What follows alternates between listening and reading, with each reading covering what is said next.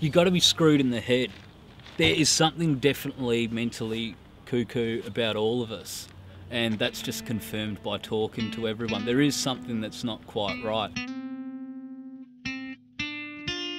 It seems to be a common thread that all of us have had some type of trouble in our childhood or in our upbringing, or have had some type of life experience that's quite unique.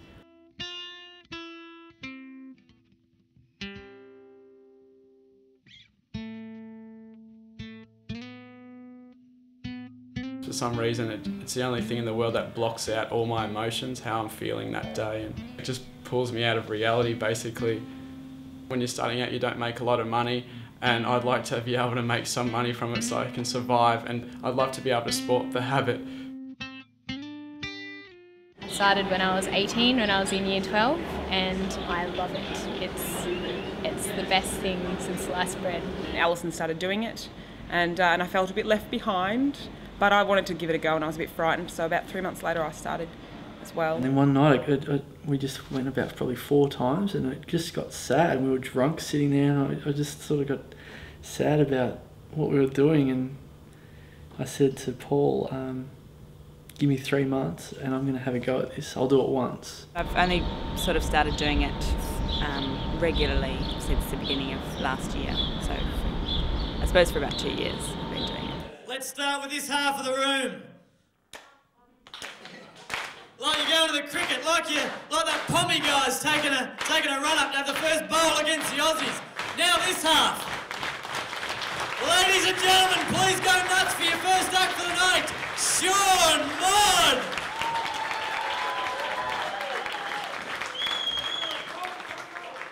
Thank you, everyone. Hey, I drop a mate off at her house and she turns to me and says, hey, come inside and see me dog. She's so intelligent. And I'm like, yeah, no worries.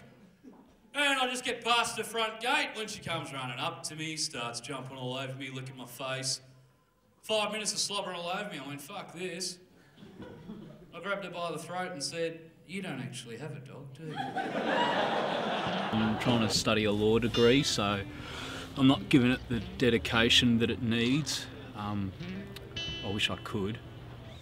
Whenever I see an old, fat, ugly man walking hand in hand with a hot young Asian girl, I always think exactly the same thing.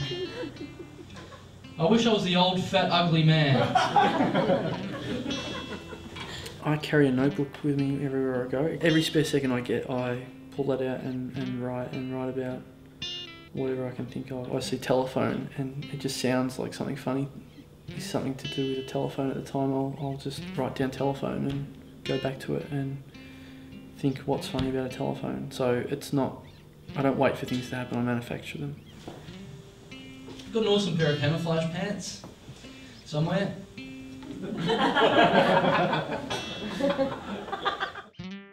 Sometimes I just retell a story that's happened. Like with my grandmother's stroke, I'm just retelling what happened. And last week I was at the shops and she called me and said, hi love, don't mean to be a bother, but when you get home, would you mind taking me to emergency? I've had a stroke.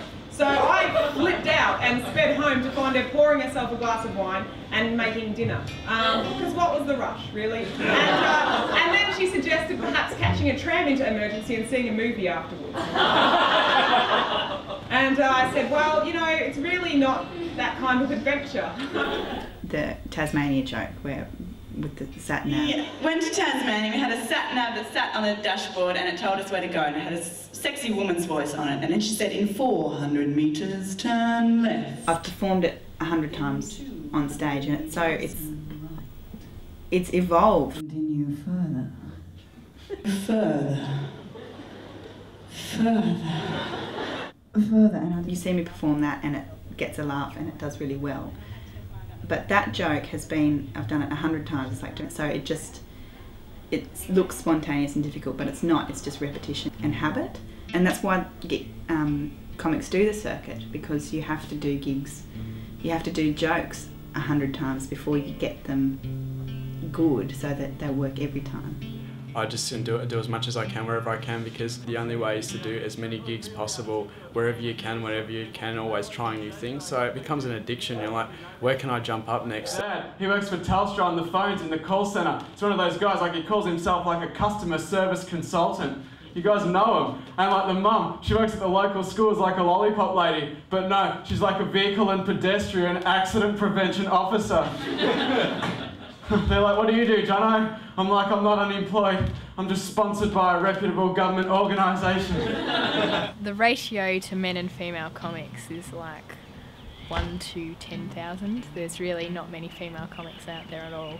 Sometimes it's a bit harder too when you come out on stage and when audiences already have this thing in their mindset where they go, oh, females aren't funny, or here comes another tampon joke or something. But the reality is there aren't that many female comics who I've seen myself come on and do a tampon joke. I've got a really weird mum, but no one ever believes me until they meet her, and then they're like, holy shit, never seen someone eat a fridge magnet before. When you're in conversation, you make people laugh. That's an enjoyable feeling, and you feel good about yourself for having done that. So if you do that for 10 minutes straight, on a fundamental level, I don't know why that... It just does. It just does feel good. It's not in an altruistic sense. I'm not happy that I'm bringing joy to the world. I'm happy that they're laughing at my jokes. I sort of looked at myself and thought, if I don't give it a shot, I'll never know what I could have done with it. So I mean, if I get to 60 and I've done bugger all with it, I can at least say, well, I gave it a shot. It didn't amount to anything, but at least I know. At least I know I'm shit house, rather than just thinking, what if? What if?